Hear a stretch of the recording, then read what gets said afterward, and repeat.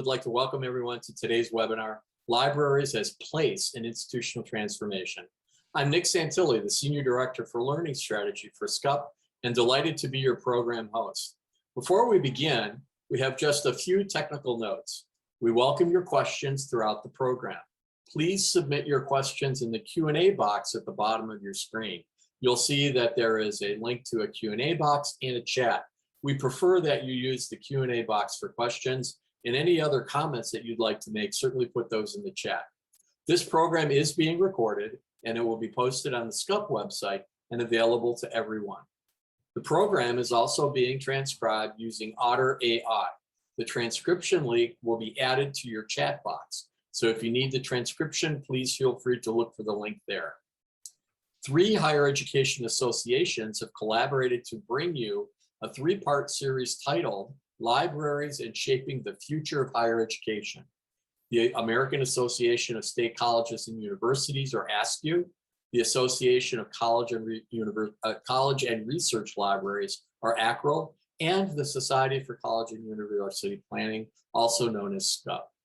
Today's conversation is the final program in our 3-part series, and we're delighted that you've joined us. Now let me introduce you to our panelists.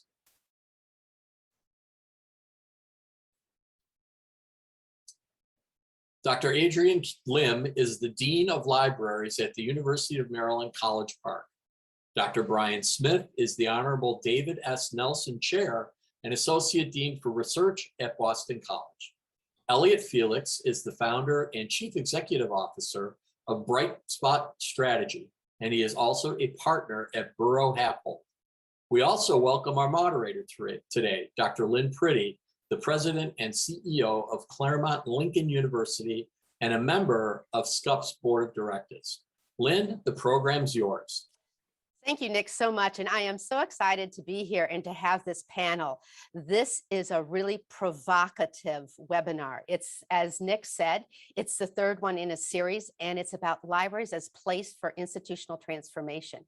To really set the context, I want to give each of our panelists 2 to 3 minutes to kind of take the soapbox and explain what they see in the future of libraries in higher education. So I'm going to begin, Brian, with you. Give us your best shot. What do you see in this future? Well, thank you, Lynn. Hello, everyone. Thanks for joining us today. And I get to try to be provocative on the first go around. So I should say, first of all, that I'm not a professional librarian or a member of a librarian staff. I've worked with many library scientists, practicing librarians.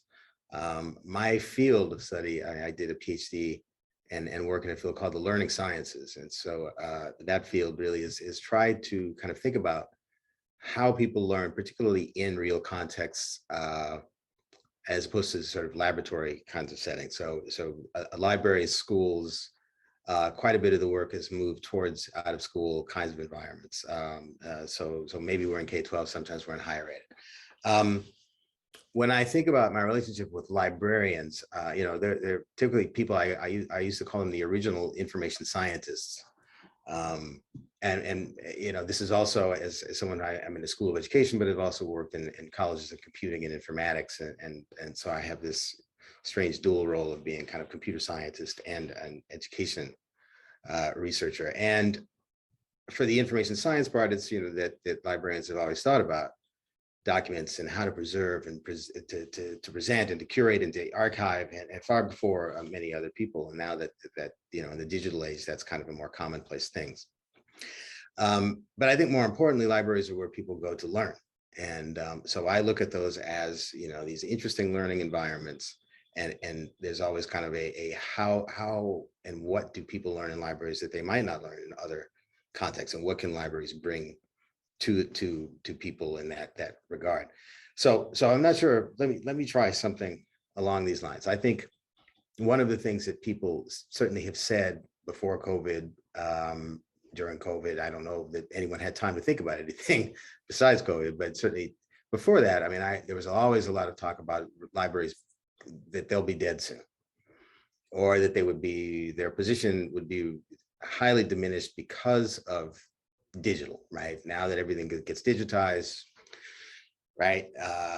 Libraries change or they get destroyed. And people said that about libraries, people say that about print media, people say that about almost everything right now, that some automation or some digital technology is going to destroy industry X, right? I mean, currently it's artificial intelligence is the new kind of technology on the landscape that it certainly is making a lot of change, but there's a lot of predictions about how it will get rid of. And most of that hasn't happened. And so I still see people reading paper books and magazines, and people still, go to supermarkets and there's humans checking them out despite the automated checkout machines, because those, I don't know if you've seen these, they don't usually work very well. And I would say that the physical space of libraries are still very comforting to people, that the people who work in those libraries are still extremely competent professionals, and they are extremely competent at being able to help people to understand what people need, what people want, and how to also help them find the things that they may not know they need or want. And so I think that those physical spaces, that the library itself is still an incredibly important place. I would say, it's sort of don't believe the hype, this digital hype.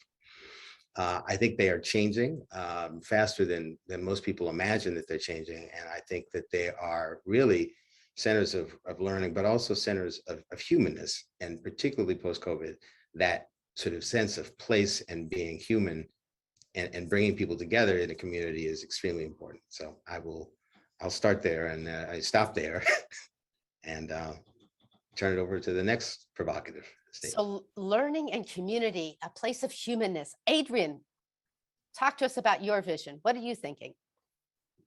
Thank you, Lynn, and thank you to SCUP for inviting me to be part of this panel. I did want to say before I begin that, Brian, I love hearing all your comments. It reminds me of, and I would have to paraphrase it, where if libraries were just about books and things like that, they would have been built as warehouses. I'm sure you've all heard that old quote, but that's not how they were built. They were built as these wonderful, inspirational, often community gathering spaces. And I think that sense of libraries as space continues in the future. So back to my own comments, to my mind, libraries have always been multidimensional in their approach to carrying out their missions and operations. And I think that one of those dimensions is place. I have worked at 5 different public institutions in my life so far, and that's ranged from smaller R2s all the way up to big R1s, AAU members, from urban to suburban to college town. And at all of those places, what I've seen is that libraries can represent an institution's life, legacy, and values. Life, legacy, and values. And I propose that there is no other unit at a college or university usually that is charged with all of those 3 dimensions in quite the same way. Not only that, but we partner with all constituents of a university or college in ways that many other units do not either, because it includes the general public as well. So when I say life, I mean that in a college or university, that academic life, so cultural, intellectual, social, it all comes together in a library, in our spaces. And then the legacy, because no other unit is typically charged with providing access to and preserving an institution's knowledge and institutional history in our archives, and then community histories now more and more in the surrounding towns and regions, and nationally, internationally. Not in that way are other units charged with that and preserving all of that for the legacies of generations that come. And then values, because our mission calls on us to help our users, as a democratizing force, to really help them reach their full potentials. And because of that, not that we've always lived up to that mission, definitely not, but more and more we are knowing that that means that our spaces and our programs have to be very inclusive, welcoming spaces where all individuals can thrive. That also has to be integrated into our spaces. It's about human connection with each other, with human knowledge and with the world in our spaces. So for my provocative statement, I want to recall a student group that I met with a few years ago. All of the group's members were of an age when they grew up completely with technology integrated in their lives, as if it was a part of their bodies, almost like cyborgs. But what those groups of students told me, they said, Dean Lim, we want our library not to just be about modern technology and slick and all that. We want it to have a soul. And I thought that was very moving to hear them say that. They were hungry for human connection, for meaning, for material culture, and they expressed the library. They wanted the library to be part of that journey with them. And so my question would be to everyone, as you look around at your library space and its role in institutional transformation, what is your library soul now and in the future? And how is that expressed in the integrative programmatic space and design and planning that you do? And then how will your library embody and reflect your institution's soul in the future? Thank you, Adrienne. We already have questions, folks, but we're going to let Elliot take his soapbox first. Then we're going to come back. It's actually a question a little later on the program, so we're going to insert it here. Elliot, jump on your soapbox. Yeah, let us know. I really appreciate everything that Adrienne and Brian have said, and two tough acts to follow. My perspective is a little bit different, coming at this more from the idea of a library consultant or library planner who's worked with about 100 universities and about 45 libraries and seen a lot, but still have a lot to see. And I think my provocation is really about addressing a conception or a misconception about libraries. I think there's a lot of thinking that, because libraries are concerned with the past, they're slow, they're backward, they're rigid. But in fact, libraries are about the future. They're fast, they're agile, they're student-centered, they're student-focused. They've adapted so well during COVID to pivot services and reimagine how they provide access to information and people. And so I think libraries are more than about the past. I think they're about the future. And I think there's probably three specific ways they can really lead the way coming out of the pandemic. One, I think, is around diversity and inclusion. I think there's always been a culture of inclusivity and welcome and service and support within libraries, and they can continue to lead the way. I think as institutions shift their mindset from an access paradigm, all we have to do is let folks in and give them opportunity, to a success paradigm where we actually have to understand them and give them support. Libraries can be these fantastic student service hubs that enable student success and bring together different services so that they're more feasible and efficient to provide, but create a better experience for the student. And third, we've been thinking a lot about what COVID means, and it means a lot of things, but for the campus, there seems to be this paradox where we've all learned that we can do more online, but that we value being together in person more. And so as I think about the role of the campus and physical space in the future, I think it's really about what are the things that you can do better or in person. I think everybody's been clamoring for the connections that campuses help foster, not to get back into a packed, to sit in the back of a packed lecture hall, but to be in the dance studio, in the maker space, in the group study room, to be working on projects that help you find your purpose, to make an impact. And so I think libraries can continue to lead the way. They can be not just about the past, but also the future. They can create a more inclusive environment. They can bring together student services, and they can help with the hands-on, creative, connective kind of things that the campuses are great at fostering.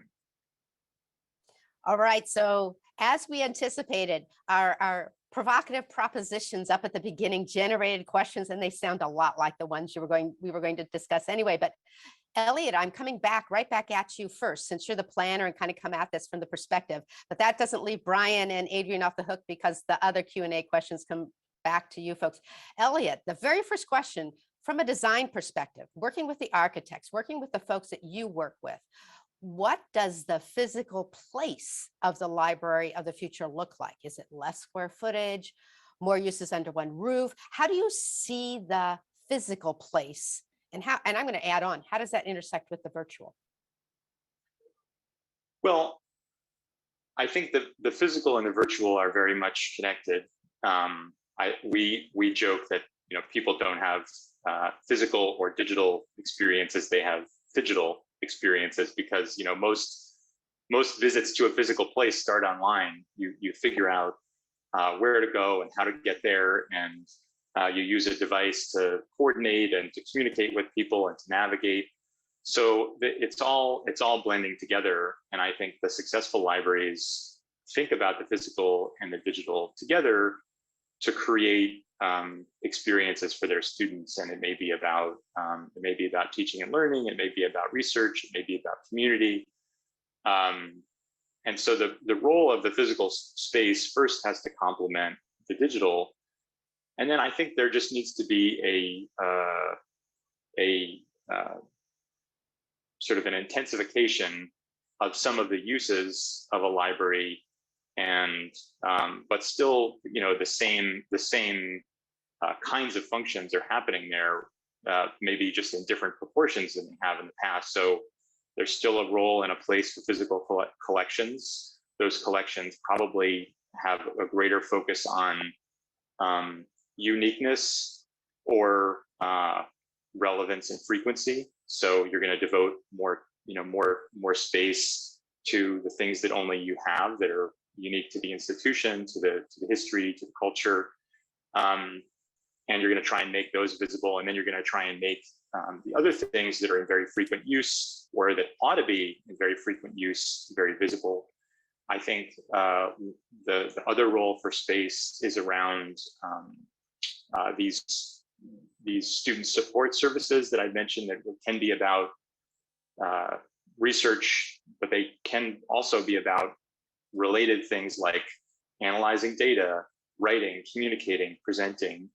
I think there's a role for the space to provide for formal instruction as well, whether that's a librarian helping a class, or a library as a site for experimental or next generation classrooms. Often libraries are the place where a campus will experiment with active learning, more flexible classrooms, because as Adrian and Brian mentioned, they're for everyone. So it's a great way to meet people.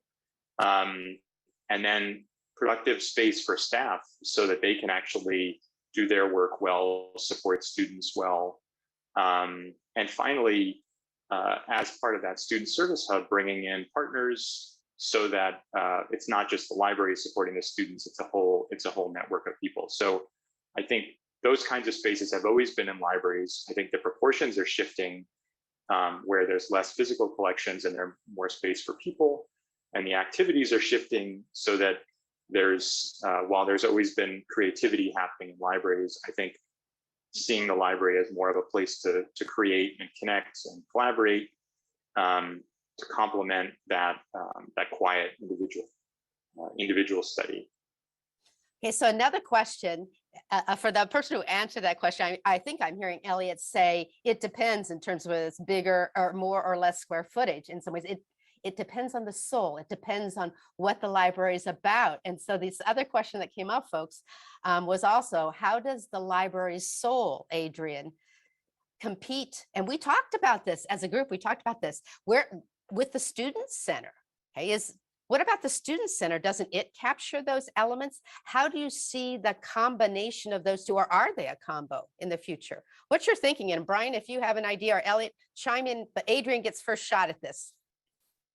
Well, I did see that question, and I've thought about it long and hard for many decades now. I hate to betray my age, but when you think of library as place, well, let me step back. So I'm a Detroit native, And one of the quotes that I like to tell myself from way back regarding the automobile industry is, if you're afraid of the competition, then you're afraid of your own incompetence. And, you know, I just remind myself of that what is it that we are bringing that differentiates us from other, you know, areas on campus, other efforts? And it's not that you need differentiation, but it does, you know, call you to your specific mission that might be different from other units. So could a library compete with a student center? Well, I guess the answer is yes, but I would argue too that those things I mentioned, legacy, life, and values, in a library setting, it is different from a student center. And I think that we could see that even asking our students about that. For example, students really use our library. We have 1.2 million coming in and out of our libraries every academic year, the physical locations. And yet we have beautiful other spaces on campus where they could also study and collaborate with each other, but they want the library space. I think they from my meeting with students, they feel that it's almost like another home to them in a way that they are not getting in another student center. Plus the academic nature of the spaces, that they can get help and other services and resources all co-located and integrated into that experience. I think that means a lot to them. And then somewhat ironically, you know, many years ago, we thought that libraries were going to become these noisy, dynamic, collaborative spaces. Some zones are like that, but it's students, not librarians, that are saying, shh, you know, that old stereotype. They want to be able to have that quiet, contemplative, thoughtful space, studying alongside other people. And I think they get that too from our spaces. Now, that's not to say that we wouldn't partner, and there are institutions who have partnered to bring more, you know, student center type of services, cafes, social zones. That's wonderful, but I think the library does bring something special and different. And like I say, the life, legacy, and values that others don't have that exact combination. Thank you, Adrian. You know, I have heard it said that the library is the faculty and students' workplace. It's the broader workplace where they come together to work and learn. So Brian Elliott, any response to that? So, you know, I mean, I was actually thinking about the way that the question was framed in terms of, you know, does it compete with, does the library compete with student centers? And, you know, I think they both certainly have different missions and things like that. But I think that, you know, the sense of competition that sometimes comes out of university talk, right? I mean, we talk about silos a lot, you know, at any university that I've been at. And so I can only think, like, you know, universities have silos, and, you know, farmers have silos. Oh, and missiles sit in silos too. And, you know, two of those three are pretty good. And I don't know about the university in terms of its siloing. It doesn't always seem to be the best thing. So all that to say is, you know, I would certainly love to see, you know, the recognition, a blending of those things, to understand that there are certainly commonalities between them. But there are, you know, specific things, as Adrian mentioned, that are just, you know, very much, you know, libraries are particularly good at. You know, that sense of being quiet. I have students, you know, that I work with all the time, and I'm often, you know, I guess I was surprised at first, given all of the places you could go. You know, here's the cafe, and you can go to here, you know, and you can take a laptop or a phone, and you can be, you know, studying in a productive place like a bar. And they don't seem to do that. And they tell me, you know, that's a different setting, right? I think being able to sort of, for people to be able to compartmentalize and say, these are the places where I go. This is my study space. This is my social space. And sometimes those two do overlap, and they might overlap even in the student center, or they might do that in the library. But you know, I think they're very important. And even back to the question that Elliot first addressed, that was about, you know, do the space needs. I think, it's, as he mentioned, right, it's always going to be that the space will shift, right? So that there may need to be more spaces for collaboration, for people to kind of work together, for what I particularly certainly like to do with my students is use the library as a place where faculty and students come together to do work, whether that's, design work or thinking together or brainstorming, but, using those spaces that are outside of the classroom to extend the learning environment. And so I would say, another, I guess, good university thing is, never ask for less space. I don't know that I've ever heard that happen, but always kind of think about, like, how could that space, whatever the space is, how can it be reconfigured so to fit the needs of the learners, whether those be faculty or students or staff or whoever is like just living in those spaces. Thank you. Thank you. So I've got a weave in here. We've been talking a lot about the internal constituencies, but another question raised the external, which we also were debating quite a bit when we were talking about this session. So is there a relationship between public pedagogy and the library space? Particularly frame this, I'd love to hear with all three of you, public pedagogy and the external stakeholders post-COVID. Right? What's the role post-COVID externally with these stakeholders? Yeah, go ahead, Adrian. Well, I've done a lot of work in my past with colleagues from the GLAM sector, galleries, libraries, archives, and museums. And from that work, trying to understand that things may be evolving from a less compartmental state into more of this integrated holistic state.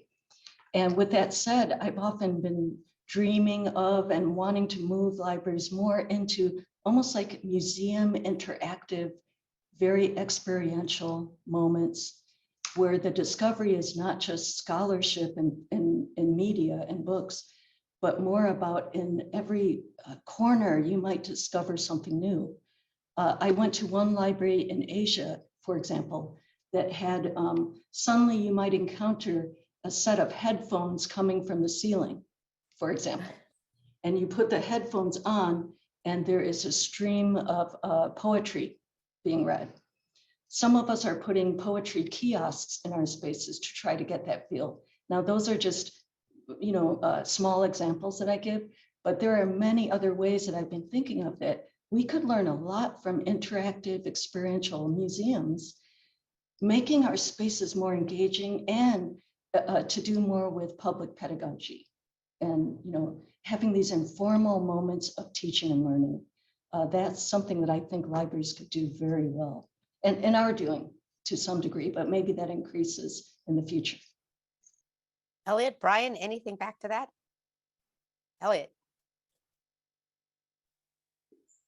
Sure, I think it's a really interesting question because I think libraries are these welcoming, inclusive, porous environments. Often, sometimes at the center of the campus, sometimes they're play a more of a gateway function, and they're on the edge. We've certainly seen the gamut. I can think of at least three important ways where they can be this gateway to the public, whether it's the local community, whether it's alumni, everybody in between. I think the first is that libraries can be places for projects with impact. And I think one of the things we've tried to do in a lot of our work with a variety of libraries is get folks to understand that libraries are more than places for study. Study is great, but study implies kind of an old pedagogy where it's, you're basically preparing people to take tests and write papers, both of which are important and we'll have probably forever. But you're also doing projects as a group. And I think the more those projects can be, what's sometimes called renewable assignments, where they're contributing to the knowledge to society, they're making an impact in a local community.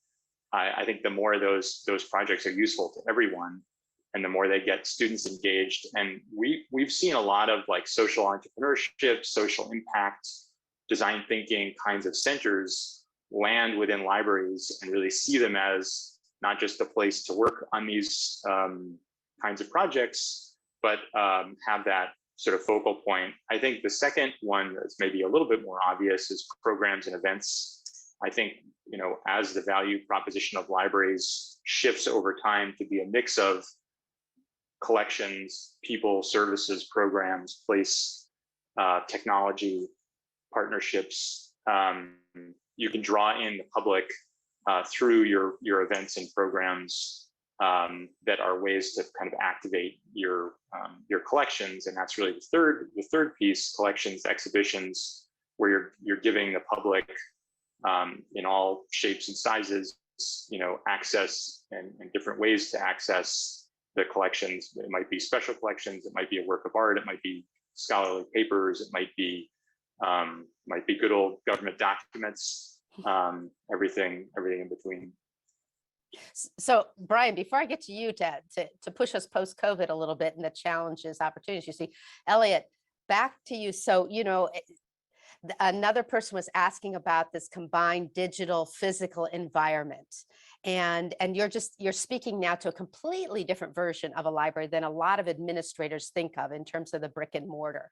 How do we begin to reframe the physical spaces? What processes have you seen that are successful? There's folks listening out there as to what you do first, second, third, Elliot, if you're trying to reframe your physical spaces into phygital spaces that administrators and communities love. Well, one of my favorite examples of this is, there's lots of others. We have no monopoly on good ideas, but the Learning Commons we did with the University of Miami, I think, was a particularly good example of the digital and physical integration. And I think part of the reason it worked so well is that we were thinking about the library's services, staffing, and systems along with its space. And we started to create that service model. We started with student competencies. So we talked about the student of the future being able to work with data, being able to work on a team, being able to communicate, being able to verbally and in writing. And so effectively, we then organized the services around those competencies. And those then became not only areas on a website, but also areas in the commons. So of course, there's work that happens across these, but there's a creativity studio, and then there's services that support it that you can find in the space and online. There's a data studio, and there's services that you can find online or in the space. And so I think if you can think about the competencies, you know, what you want students to be able to know and do and learn, then you can think about the services that you need, and then you can think about how those services show up online and on campus, and then you can think about the staff you need of library professionals to provide those services and how they should be organized, how they can develop, and how they can communicate and collaborate. So it all sort of flows back from the student. So Elliot, in that commons, just the last piece of this question was, through that process, did you get lots of competition from the rest of the campus? Was it seen as competing and stealing attraction or interest away from other digital spaces? I think it was more of a consolidation, which I think is what we find more frequently is the case on campus. That you know, higher ed tends to grow through accretion. Things are added and they're not taken away.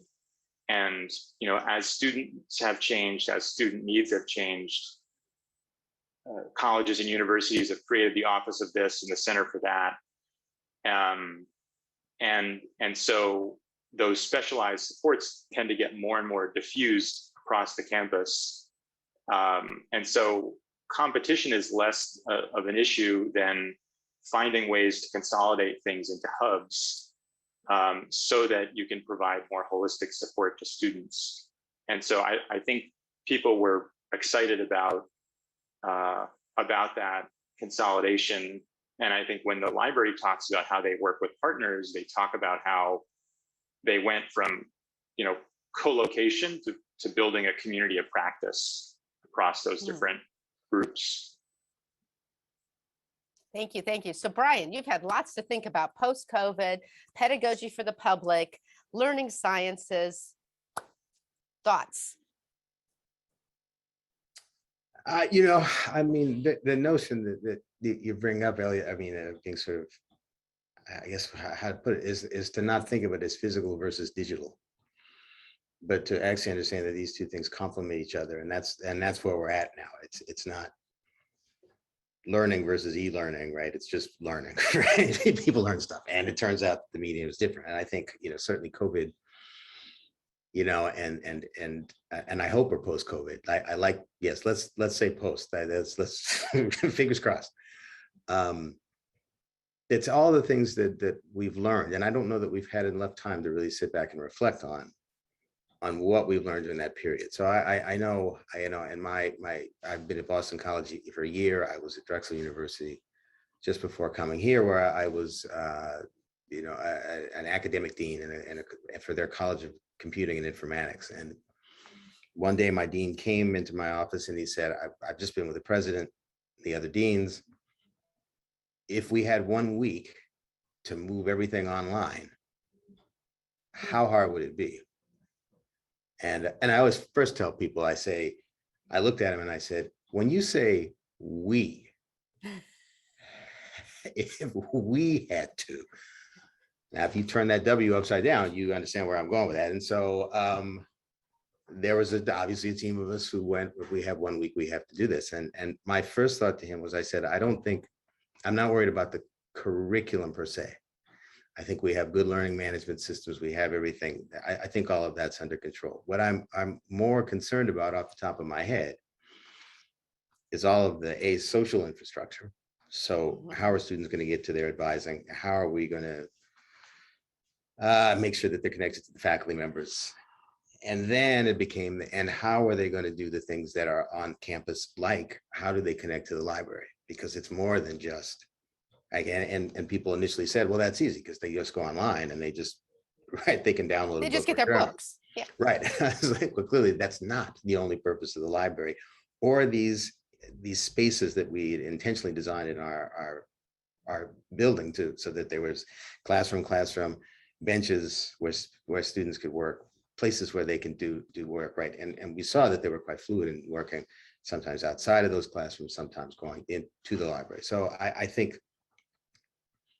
again, one of the most important things that is obvious is that physical space does matter, despite the prevalence of so much digital infrastructure around, particularly for younger people who, and I think that I think, students were kind of like, yeah, well, that's not even so bad. I mean, we know how to keep in touch with each other because we can Insta Snap, we can Twittergram, whatever the new thing is, right? So that those things is hard. But I think it would be really interesting, and I hope that there is an opportunity, certainly for, I think researchers like myself, right, in the learning sciences, we want to now ask the question, what were the things that libraries found easy to transition to like that?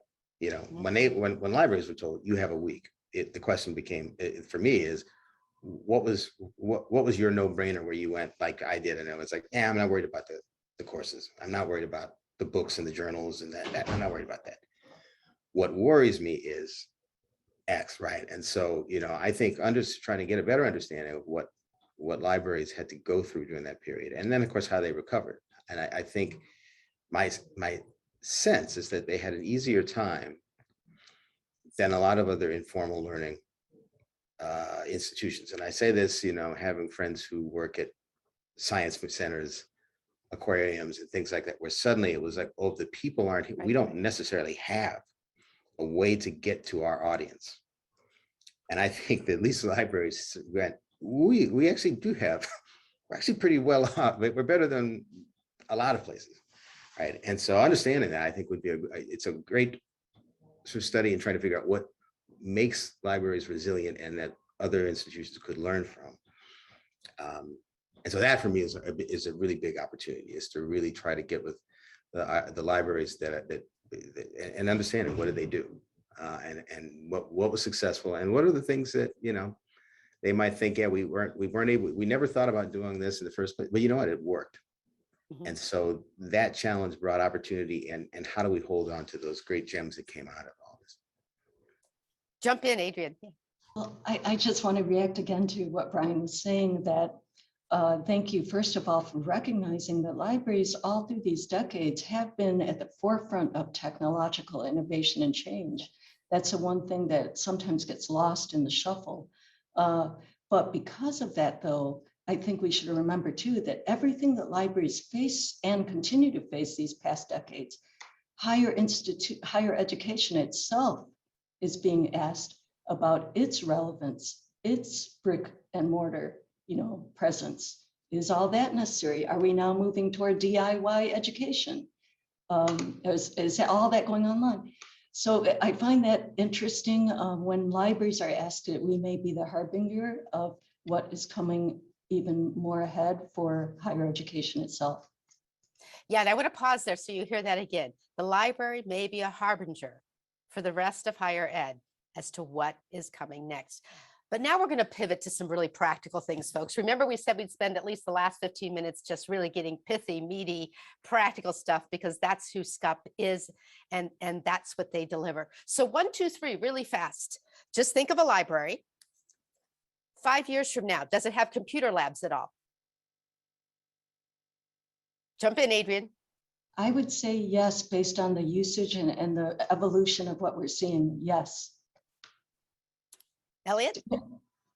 Yeah, Go and ahead. I would say there's specific labs. There's probably around data analytics and visualization, and media making, you know, recording and editing videos, those kinds of things.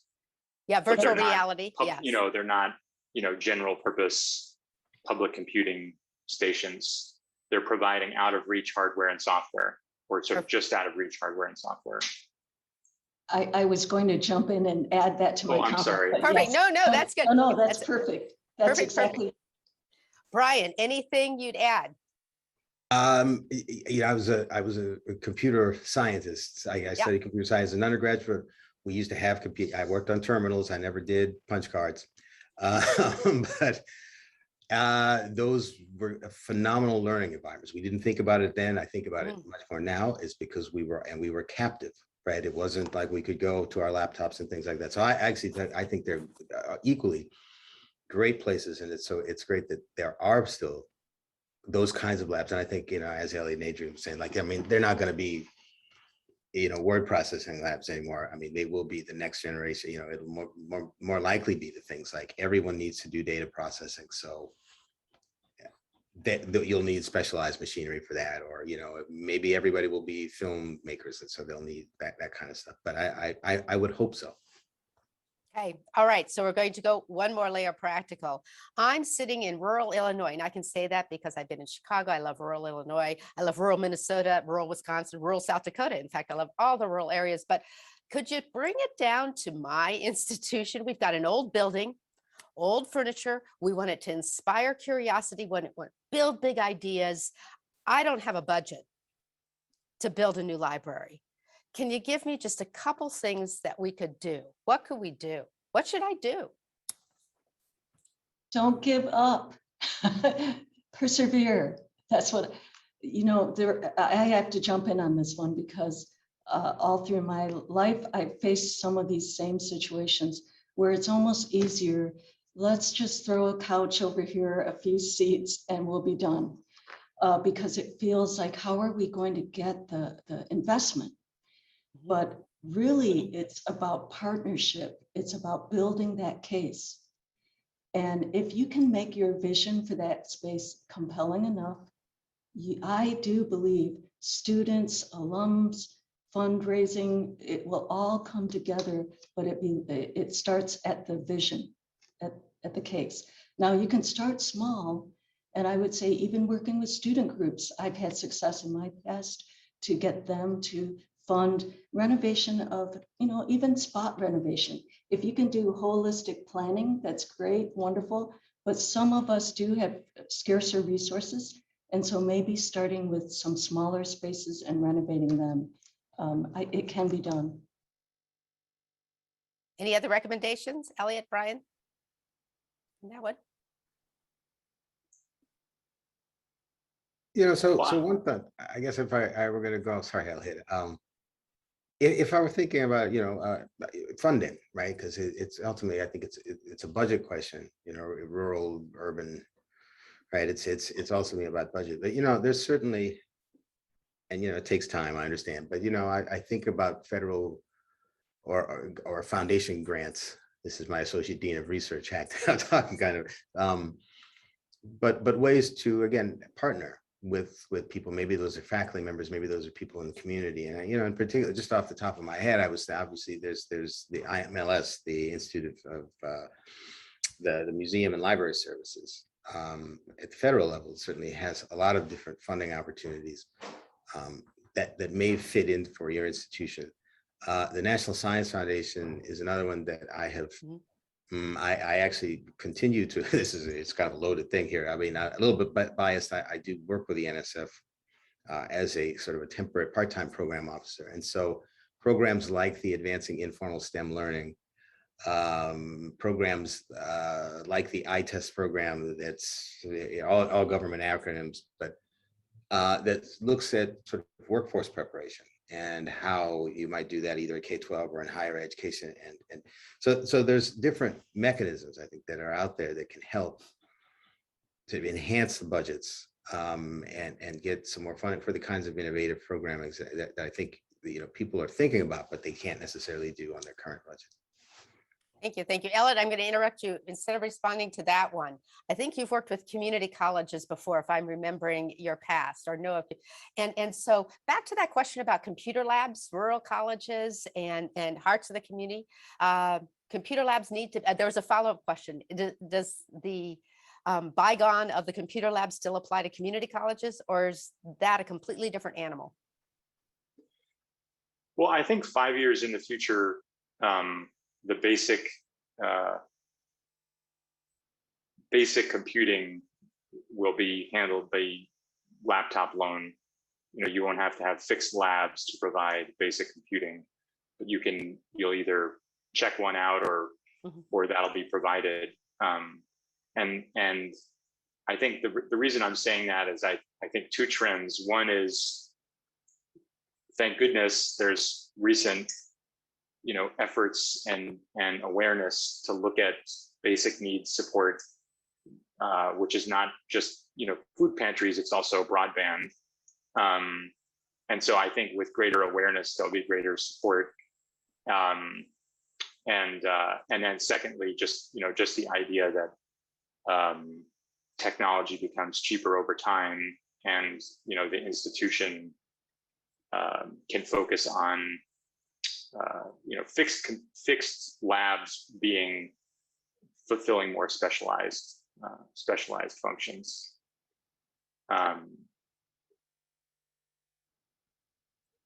I guess I can't help but just throw in one thing on the last question. I thought Adrian and Brian's answers were awesome in terms of grants and pilots. And I would just say partnering is really key. So look at the institutional strategic plan, align the library's goals with advancing the institutional goals and vision, and then look for partners on campus that can help you do that. Sometimes these partnerships are adversarial. On some campuses, library and IT are butting heads. The library has space but no money, and IT has money but no space.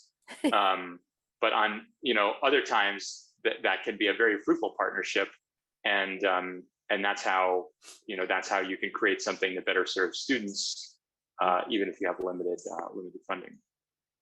And there's an excellent comeback comment in the chat as well for the community colleges too. I think that's really, really good.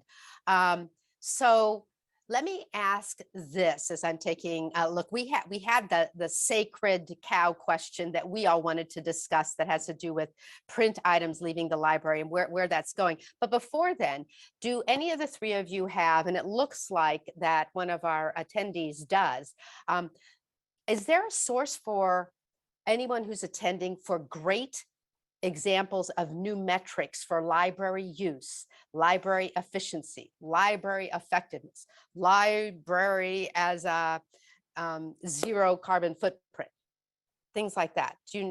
Any advice to those who are looking for new metrics for libraries? Oh, we didn't stump Adrian. Okay, jump in, Adrian. Well, I just want to say that is a tough one. I mean, I remember once with libraries trying to do more assessment with the use of scholarly resources, for example, that one of our library leaders in the profession said, stop the madness, because it was so hard to quantify how, you could count citations and things in research grants, but could you really count moments of aha discovery and all these things? It tends to kind of reduce. It's a reductionist approach at times when your mission is so very multidimensional, unless you come up with good models for assessment. So I would say we have a lot more work to do in that area.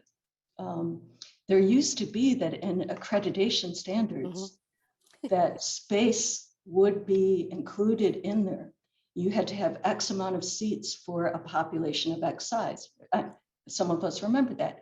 And then the evolution of library's mission and so on, some of that arguably, whether that was good or bad, it got removed from those standards often. So I think we need to do a lot more work in this area to just focus on effectiveness of what we do. And it's not just about counting of inputs and outputs. It's a good question. And I don't know if we have that all solved yet. And the chat box does list, no, actually it's a note, project outcome by ACRL and several efforts by ARL actually may do that. So folks, SCUP and those two organizations are sponsoring this webinar. Make sure you check them out. They are looking at metrics and things. We only have a few minutes left. And so I want a couple, 1, 2, 3. We're going to end with a curveball question, but the first question I have is, what about the academic library? What about my stacks? What about my books? What about my journals? What about the scholarship? What about preserving the library, the academic library? I think they're looking for you, Adrian. I didn't want to monopolize, but well, and first of all, the curveball, when have you last seen or heard a student excited or eternally grateful to find a primary source?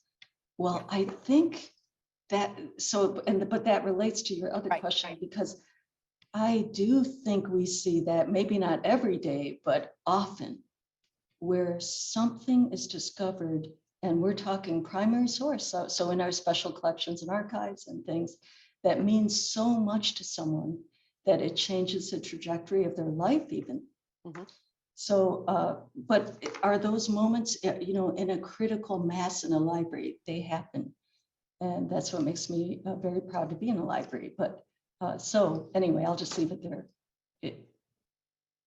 I can build on that. And I think part of my answer to this is something I mentioned before, which is I think the focus is going to be on rare, unique, special collections, and then high frequency collections. And that frequency could be things that are in high use or ought to be in high use, and ought to be being the things that you curate, you make more visible, you promote. And we worked with a library just pre-COVID. In fact, I remember the last trip on site, we didn't shake hands because it was like, it was February or something. I think this was a science library, and I think 60% of the collection use were the books that were on reserve. And so those were the things that were basically designated and, we were directing, or they were directing students toward. So I think that focus on high frequency and high uniqueness, and then put the middle off-site.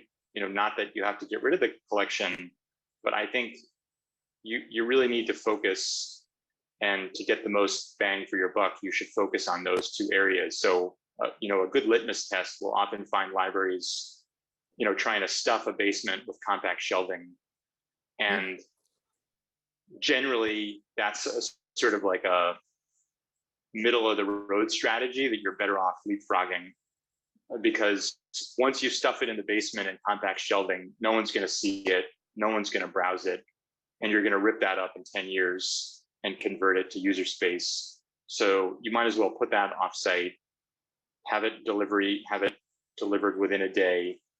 Offsite shelving is cheaper from both a capital and operational perspective.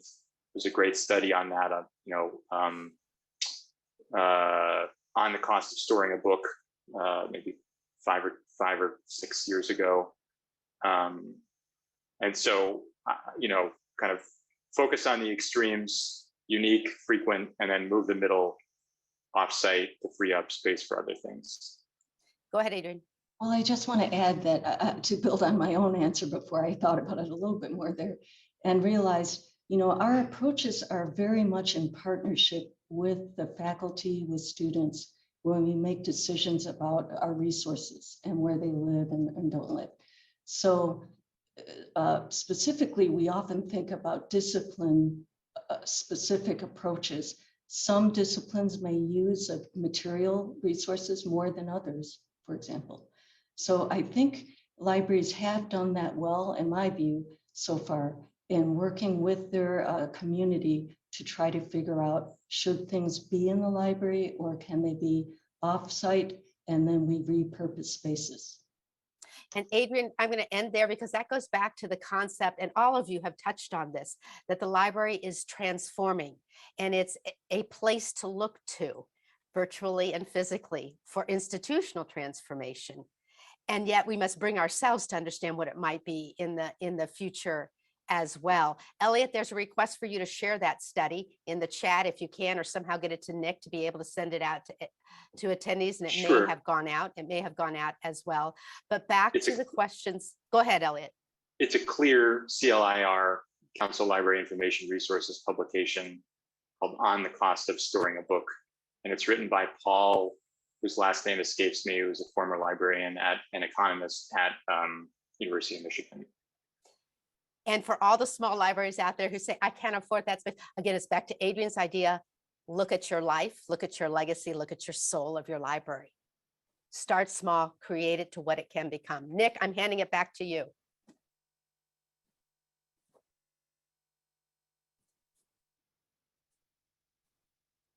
And again, folks, thank you for joining us today. Nick, I'm not sure. Yeah, there you go. here. Yeah, go for it. Thank you, Adrian, Brian, Elliot, and Lynn. This was a wonderful capstone to our series with another remarkable, insightful dialogue. Thank you so much. If you missed the earlier two webinars in this series, you can view them at scup.org and search libraries. On behalf of all three association partners for this webinar series on libraries, we thank you for joining us. We invite you to visit our websites to learn more about our educational program. On behalf of ASCU, ACREL, and SCUP, we thank each of you for taking your time to join us today. Stay well and have a great day. Thanks, everyone.